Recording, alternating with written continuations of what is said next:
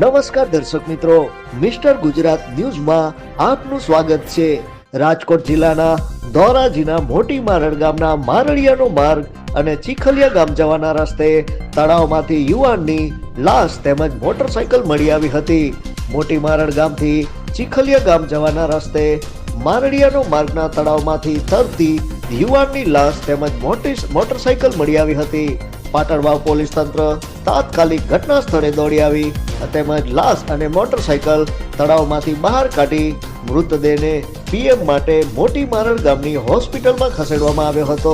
જે લાશ મળી છે તેનું નામ પ્રવીણભાઈ ઉર્ફે બગો ડેર, ઉંમર વર્ષ 38, તેમજ ધંધો ડ્રાઈવર અને મોટી મારડ ગામમાં રહે છે। યુવાનની હત્યા કરવામાં આવી કે અન્ય કોઈ કારણ તે સંપૂર્ણ હકીકત પાટણવાવ પોલીસની તપાસ બાદ જ બહાર આવશે।